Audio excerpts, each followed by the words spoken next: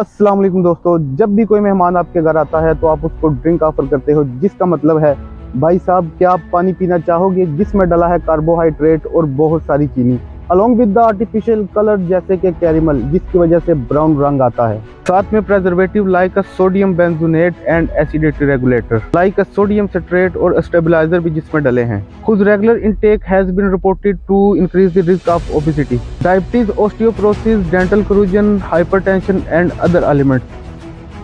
अरे कहना क्या चाहते हो? सॉफ्ट ड्रिंक सर, क्या आप सॉफ्ट ड्रिंक पीना चाहोगे? तो सीधा सीधा नहीं कह सकते थे? लेकिन इसको पीने से पहले मेरी बातों को थोड़ा गौर से सुन लीजिए। इसके बाद सॉफ्ट ड्रिंक को पीना ना पीना आपके खुद का फैसला होगा। सॉफ्ट ड्रिंक हमारी ज़िंदगी में इतनी कॉमन हो चुकी है कि आप दुनिया के किसी भी कोने में किसी भी सिटी में चले जाओगे, आपको एक कोको कोला की बोतल तो मिल ही जाएगी।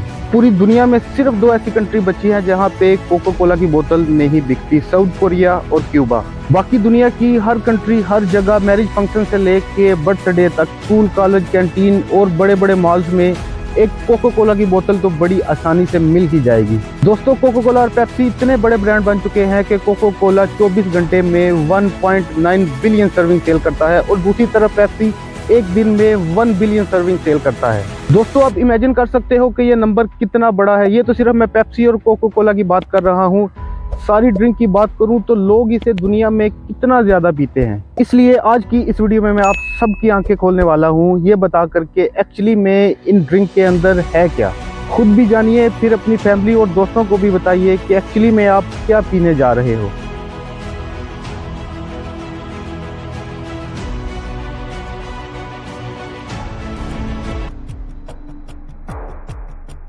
दोस्तों, कुछ लोग सॉफ्ट ड्रिंक से नफरत करते हैं, इसलिए वो इसको टॉयलेट क्लीनर भी कहते हैं।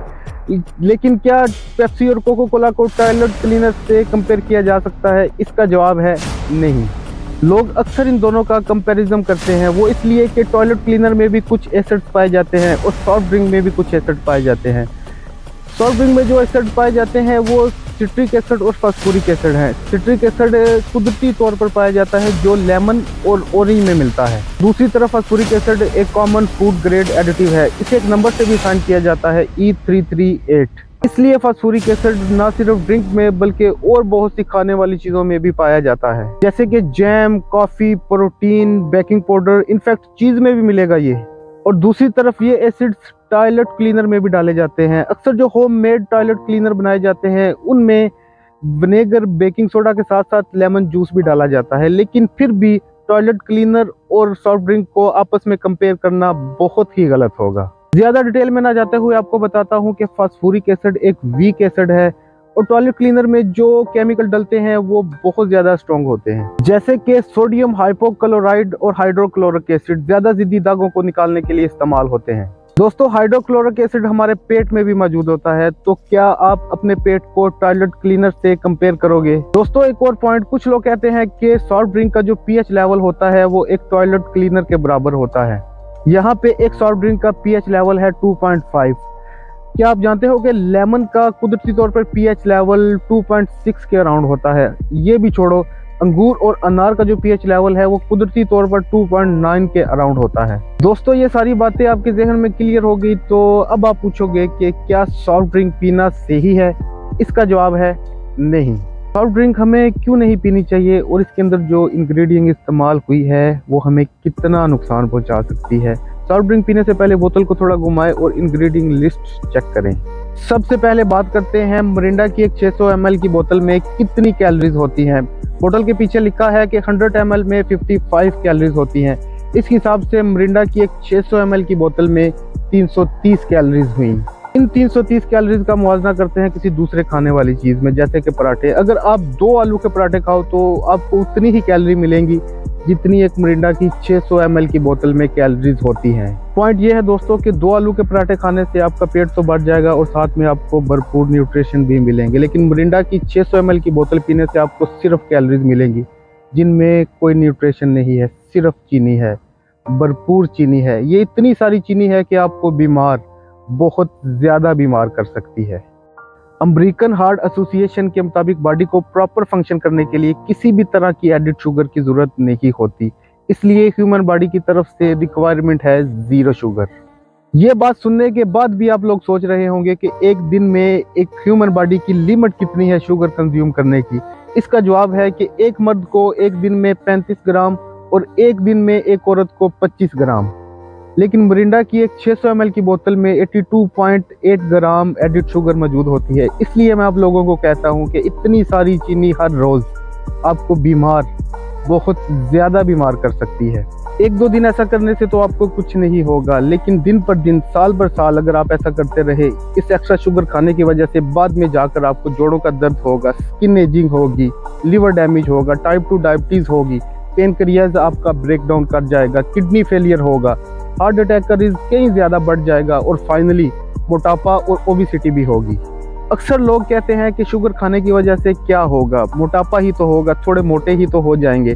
लेकिन बहुत कम लोग इस बारे में जानते हैं कि एक्स्ट्रा शुगर खाने की वजह से हमारे जिस्म में बहुत सी बीमारियां जन्म लेती हैं, जिनके बारे में मैंने अभी बताया।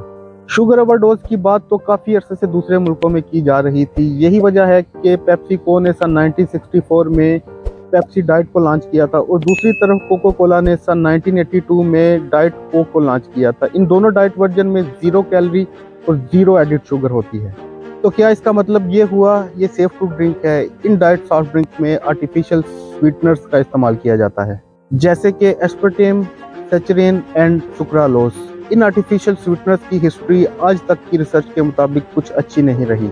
कई ऐसी स्टडी की गई हैं जिन्होंने इसको कैंसर से लिंक किया था। यही वजह है कि कई मुल्कों में इसको बैन भी कर दिया गया था।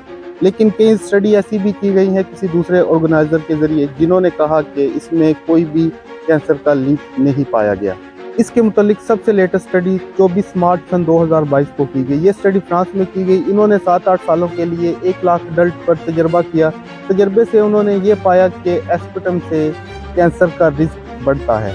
अगर आप central of science in the public interest CSPI की ऑफिशियल वेबसाइट को देखेंगे, वहाँ पे भी एस्पर्टम को कैंसर से लिंक पाया गया है। कुछ और स्टडीज ने आर्टिफिशियल स्वीटनर्स को लिंक किया है heart disease, stroke, diabetes, kidney की टॉक्सिसिटी, लिवर की टॉक्सिसिटी, मेंटल हेल्थ प्रॉब्लम और बर्थ इफेक्ट से भी। अब इन सारी चीज़ों को साइड पर रखकर दूसरे इंग्रेडिएंट पर थोड़ा गौर कर लेते हैं। अगला खतरनाक केमिकल जो इसमें डला है वो है कैरिमल। असल में जो पेप्सी और कोको कोला का डार्क ब्राउन ब्लैक कलर जो आपको दिखता है वो आता है कैरिमल से। और 2012 के आर्टिकल आपको तो मिल ही जाएंगे। ये आर्टिकल कैरिमल को कैंसर से लिंक करते हैं। असल में कैरिमल है क्या? बेसिकली चीनी को जलाना। शुगर को हीट किया जाता है अमोनिया और सल्फाइड के साथ। ऐसा करने से बाई प्रोडक्ट निकलता है 4MI, 4-मेथाइल अमीडाजोल। कई स्टडी ने इसको कैंसर से लिंक किया है। कोई भी खाने वाली चीज़ जो हद से ज़्यादा जल जाए आपकी सेहत के लिए नुकसानदेह है। आपकी ब्रेड जो आपने टोस्टर में डाल रखी है काली पड़ गई है, या फिर वो सब्जियां जो आप बना रहे हो हद से ज़्यादा जल चुकी हैं, काली पड़ गई हैं, उनमें काला काला दिख रहा है, उनको मत खाइए। उनमें एक्रिलमाइड की तादाद ज़्यादा बढ़ जाती है और वर्ल्ड हेल्थ ऑर्गेनाइजेशन के मुताबिक एक्रिलमाइड खाने से हाई चांसेस है कैंसर होने के। यही लॉजिक यहाँ पर इस्तेमाल हो रहा है। अगर आप चीनी को हद से ज़्यादा जला दोगे तो कैरिमल बन जाता है, तो वो भी कैंसर का सबब बन सकता है। अब आप में से मिरिंडा और फैंटा पीने वाले लोग सोच रहे होंगे कि चलो बाल बाल बच गए, हमारे लिए गुड न्यूज़, हमारे लिए अच्छा है कि हमारी ड्रिंक में ऐसा कोई काला रंग नहीं डला। तो ये अगली चीज़ आप लोगों के लिए, ये मिरिंडा और फैंटा जैसी ड्रिंक में ऑरेंज कलर कहाँ से आता है? मिरिंडा और फैंटा को ऑरेंज कलर देने के लिए मसनूई रंग का इस्तेमाल किया जाता है, जिसका कोड है E110।